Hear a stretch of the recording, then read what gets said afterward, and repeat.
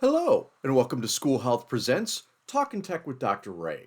In this episode, we're going to be looking at what you can do with one of our all time favorite switches, the Blue 2. Now, as many of you know, AbleNet recently redesigned the Blue 2, and so we'll have circular input pads going in. It will still have all the great functionality that the Blue 2 has. And for those of you who don't know, this was actually the first switch that was able to be connected to an iPad. It is a Bluetooth switch.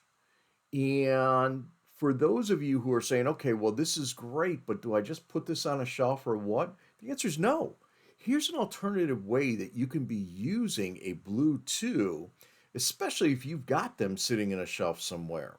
Oftentimes we forget that so many of our devices can be used in multiple ways. So I want to talk to you about one of the great features I love about this particular device. When you've got it, it's very easy to, of course, turn it on and get it connected to a computer or whatever device you're using. The white button is going to be your switch 1. Your orange button is going to be your switch 2. And so therefore, as you've been operating with this, normally we're just using one of the two or both, depending on what device you're using and what software you're using to make that interaction. But you don't want these sitting up on a shelf.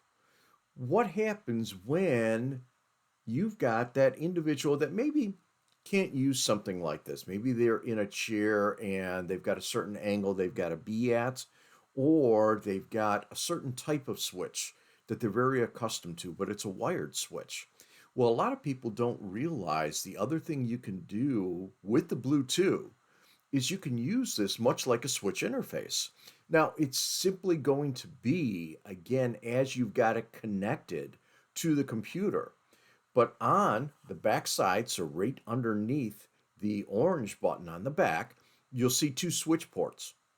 Those switch ports can take you to any external switch. So let's say, for example, I'm just going to pull out a Jelly Bean here. I plug in my Jelly Bean to switch port 1. Now I can put this anywhere I need to with that individual. Maybe I'm even using it as a cheek switch, or I'm using it on their wheelchair, or I'm just using it in a way because they understand how to use this. They can still be using this. This then remains connected to your device. Now it's only going to be for whatever switch. In this case, it's switch 1, so it'd be the white button. It's only going to do what you had that program to do. But in lieu of having to go out and find a switch interface or move from computer to computer, here's an easy way to utilize the strength of the Blue 2 with any wired switch that you've got. Again, just use it as that pass through. Let's say, for example, you were playing a game and you had two switches, and therefore you could actually set up your Blue 2 to have those dual inputs and then plug in a second switch.